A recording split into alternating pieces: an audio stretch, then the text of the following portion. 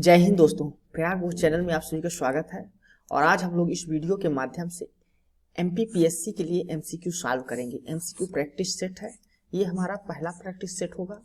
इसी तरह जो आगे भी कई सारे प्रैक्टिस सेट हर सब्जेक्ट्स के आएंगे। ये इंडियन पॉलिटी का जो तो पहला प्रैक्टिस सेट है। इसमें आप लोगों को मध्य प्रदेश पीसीएस से संबंधित कुछ पुराने क्वेश्चंस और कुछ अपने बनाए हुए क्वेश्चंस को हल कराने की कोशिश करेंगे। ऐसे क्वेश्चन जो पुराने क्वेश्चन हुए होंगे, जो यानी कि प्रीवियस ईयर पेपर में आए हुए हैं। तो सॉल्व करते हैं। सबसे पहला क्वेश्चन क्या है कि भारतीय संविधान के किस भाग को उसकी आत्मा की आख्या प्रदान की गई है। यानी जो भारतीय हमारा इंडियन कॉन्स्टिट्यूशन है, भारतीय संविधान है, उसमें उसको आत्मा किसी कहा गया है भारतीय संविधान की। ऑप्शन है आपके लिए प्रस्तावना, मौलिक अधिकार, राज्य के नीति निश्चित तत्व और संविधान के सभी अनुच्छेद। तो भारतीय संविधान की जो आत्मा कहा गया है भारतीय संविधान को, वो प्रस्तावना को कहा गया है। प्रस्तावना को परिचय पत्र भी कहा जाता है। जो कॉन्स्टिट्यूशन होता है हमारा, प्रस्तावना में क्या है कि हमारे जो मौलिक सिद्धांत हैं, ये कॉन्स्टिट्यूशन किन सिद्धांतों पर आधारित होगा। संविधान के स्रोत के बारे में जानकारी दी गई है। संविधान के स्रोत क्या है?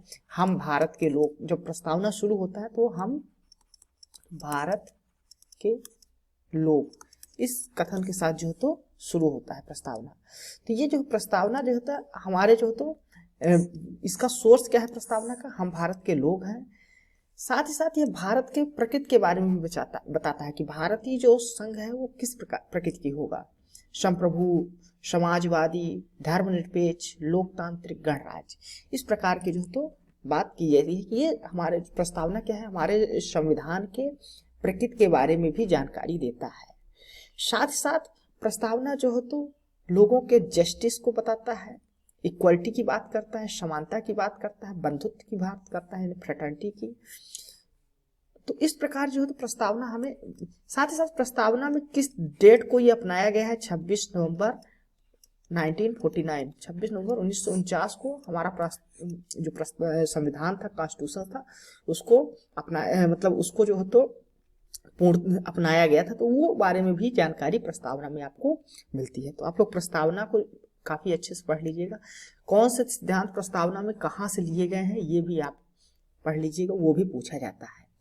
तो इसी प्रस्तावना को हम लोग क्या कहते हैं? हमारे भारतीय संविधान की आत्मा कहा गया है प्रस्तावना को, याद रखिएगा। दूसरा क्वेश्चन, मौलिक अधिकार भारत संविधान के किस भाग में वर्णित है? जैसा कि आप लोगों को मालूम होगा, हमारे संविधान में लोगों को मौलिक अधिकार दिए गए हैं। सभी को मौलिक अधिकार, 6 तरह के मौलिक अधिकार दिए गए हैं। समानता का अधिकार, स्वतंत्रता का अधिकार, शोषण के विरुद्ध अधिकार, सांस्कृतिक और शिक्षा का अधिकार, संवैधानिक उपचारों का अधिकार। तो इस प्रकार के जो अधिकार दिए गए हैं हमारे मौलिक संविधान में, ये संविधान के किस भाग में वर्णित है?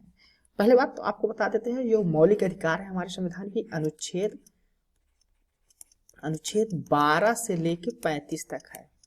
12 से 35 तक जो संविधान के भाग 3 में है। भाग 3 याद रखिएगा, संविधान के भाग 3 में मौलिक अधिकारों को वर्णित किया गया है। तो इसका आंसर क्या होगा? भाग 3। ठीक।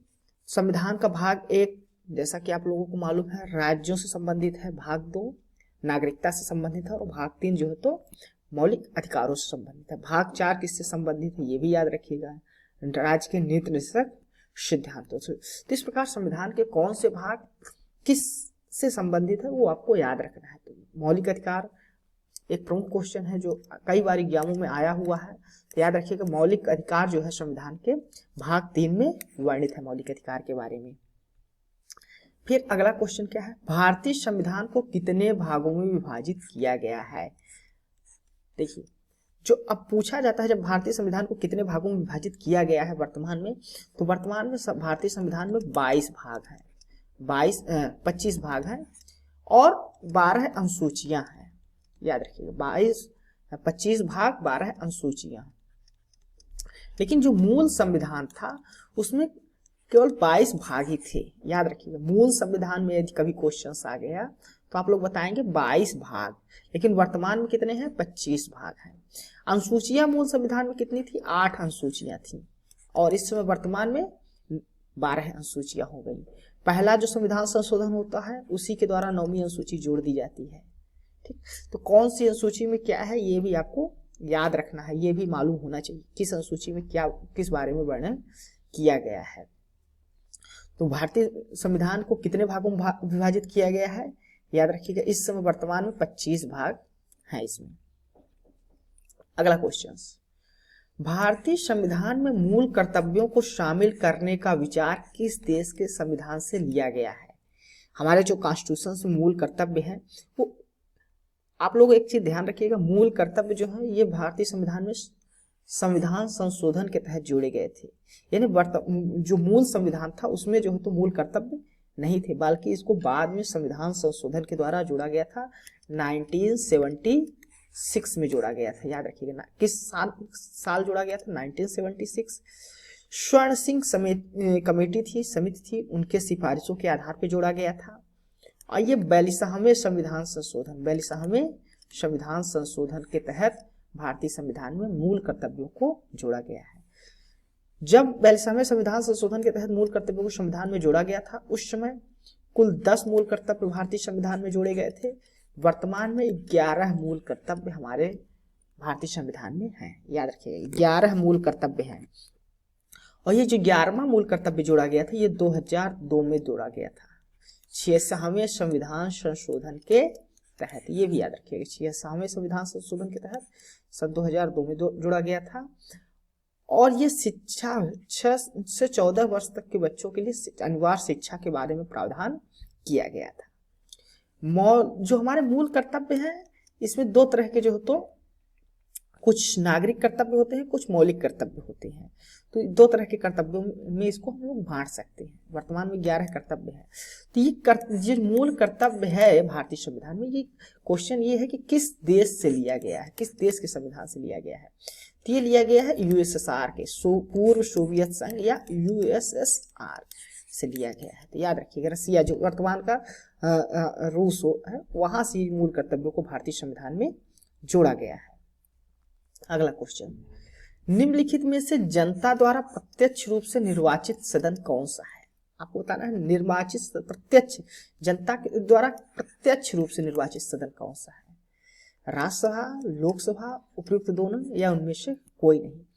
प्रत्यक्ष यानी जनता जिसे डायरेक्ट चुनती है, खुद मत वोट देके उन सदस्यों को चुनती है। तो वो लोकसभा के जो सदस्य होते हैं हमारे वो जो तो प्रत्यक्ष मतदान के द्वारा चुने जाते हैं। जो राज्यसभा है वहां अप्रत्यक्ष मतदान के द्वारा चुने जाते हैं। राज्यसभा के सदस्य याद रखिएगा अप्रत्यक्ष मतदान के द्वारा चुने जाते हैं। लोकसभा के सदस्य प्रत्यक्ष मतदान के द्वारा चुने जाते हैं। राज्यसभा को उच्च सदन भी कहा जाता है, लोकसभा को निम्न सदन कहा जाता है। राज्यसभा को क्या कहा जाता है? उच्च सदन, और लोकसभा को निम्न सदन कहा जाता है। तो याद रखिएगा। तो अगर यहाँ क्वेश्चन क्या था, जनता द्वारा प्रत्यक्ष रूप से हम लोग लोकसभा के सदस्यों को चुनते हैं, जिसमें जो प्रधानमंत्री के चुनाव हो गया या अन्य जो मेंबर ऑफ पार्लियामेंट्स होते हैं जो पार्लियामेंट्स में भेजते हैं हम लोग खुद के द्वारा चुन के उसको सदन को कहते हैं। लोकसभा निम्न सदन कहलाता है। अगला क्वेश्चन, भारत में लोकसभा किसका प्रतिनिधित्व करता है। तो जो देखिए उच्च सदन हो गया एक, निम्न सदन, उच्च सदन राज्यसभा, निम्न सदन लोकसभा। तो जो लोकसभा है वो किसका प्रतिनिधित्व करता है? क्या राज्य की विधानसभाओं का प्रतिनिधित्व करता है, या राज्यों और केंद्र शासित प्रदेशों को प्रतिनिधित्व करता है, कि भारतीय जनता का प्रतिनिधित्व करता है, कि राजनीतिक दलों का?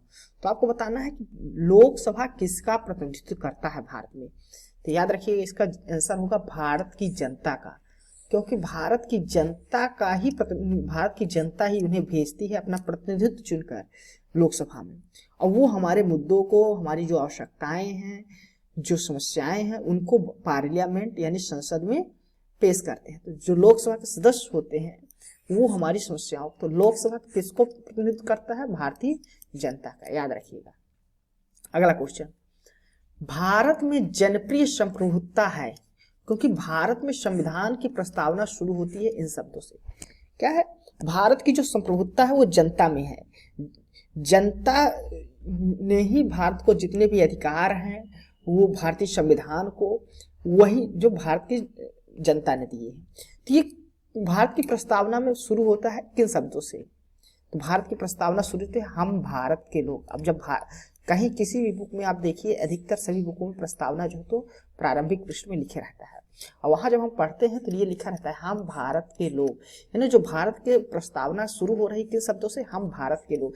यानी जो ये प्रस्तावना, ये संविधान बनेगा, जिसको ताकत मिलेगी, शक्ति मिलेगी, पावर, जो संविधान के रूल्स कानून जो एक्ट लागू होते हैं, कानून लागू होते हैं, वो जितने भी नियम कानून बनते हैं संविधान में, उसका सोर्स क्या है, उसकी ताकत क्या है, वो भारत के लोग हैं। यानी हम भारत के लोग ही इस संविधान को बना रहे, इसी को आत्मार्पित कर रहे, और ये भारत के लोगों के द्वारा ही शक्ति जो है तो प्राप्त करता है संविधान।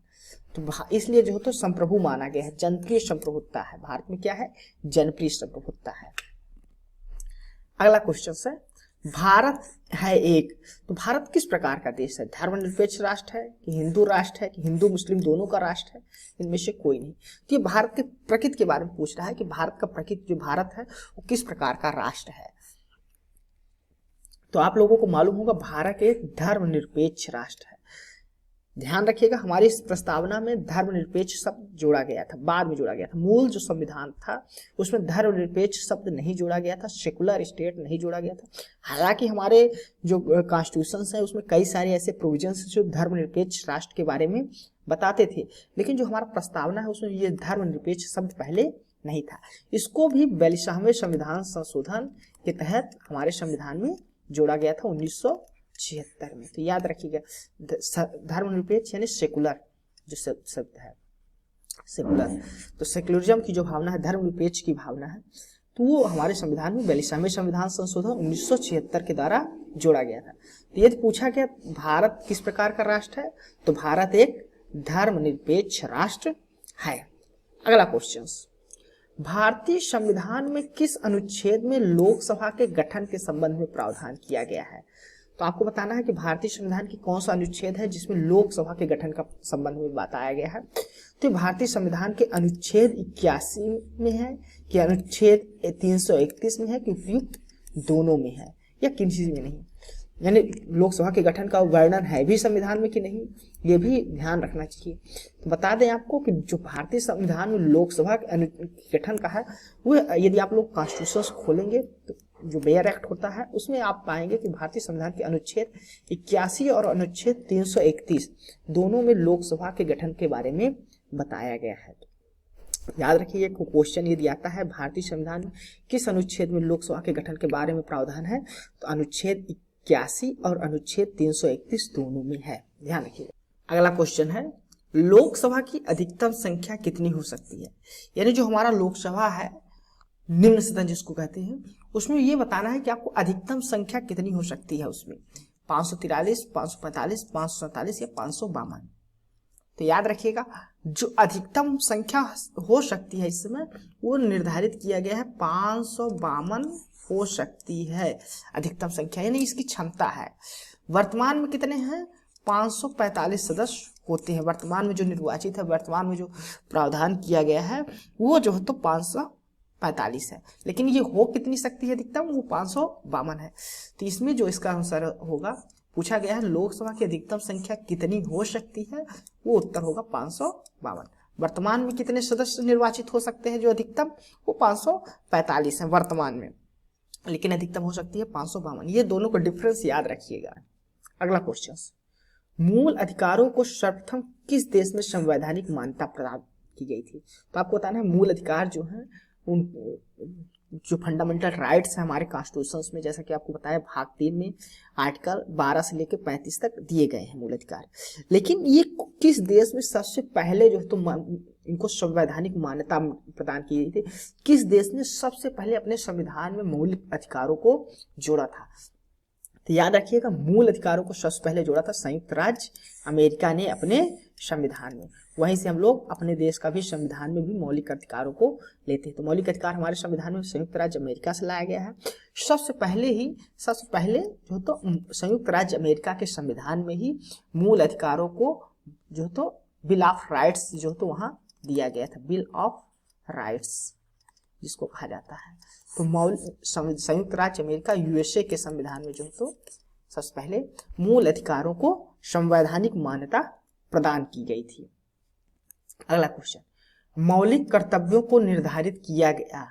किस संविधान संशोधन के द्वारा मौलिक कर्तव्यों को जोड़ा गया था भारतीय संविधान में? 40वें, 43वें, 42वें कि 39वें? तभी आपको मैं, जैसा कि आपको मालूम है कि 42वें संविधान संशोधन 1976 के द्वारा भारतीय संविधान में मूल कर्तव्यों को जोड़ा गया था। तो मौलिक कर्तव्यों को किस संविधान संशोधन के द्वारा भारतीय संविधान में जोड़ा गया? तो आंसर होगा आपका 42वां संविधान संशोधन। अगला जो क्वेश्चन है उसमें पूछा गया है, वर्तमान में लोकसभा के कितने सदस्यों को राज्य की जनता सीधे निर्वाचित करती है? तो जो हमारा निम्न सदन होता है लोकसभा, उसमें यह पूछा गया है कि लोकसभा में कितने सदस्यों को जनता, राज्य की जो जनता होती है वो निर्वाचित करके वहां पर भेजती है। ऑप्शन है 510, 520, 525 या 530। तो आपको मालूम होना चाहिए जो वर्तमान में जो लोकसभा में सदस्य राज्यों के द्वारा निर्वाचित होके जाते हैं वो 530 है। बाकी अन्य सदस्य केंद्र शासित प्रदेश और 2 सदस्य राष्ट्रपति के द्वारा नामांकित होने के बाद लोकसभा में चुने जाते हैं। तो वर्तमान में कुल जो राज्यों के द्वारा जनता चुन के भेजती है वो 530 है। कुल सदस्य 500, इसमें जो क्षमता है वो 545 है। अधिकतम कितने हो सकते हैं? वो 552 अधिकतम हो सकते हैं। तो धन्यवाद हमारा वीडियो देखने के लिए। आपको हमारा वीडियो पसंद आया है तो आप हमारे इस वीडियो को लाइक और हमारे इस चैनल को सब्सक्राइब जरूर कर दीजिएगा। आगे भी हम लोग कई टॉपिक पे MPPSC के लिए कई सारे MCQ प्रैक्टिस आपके लिए लाएंगे। धन्यवाद।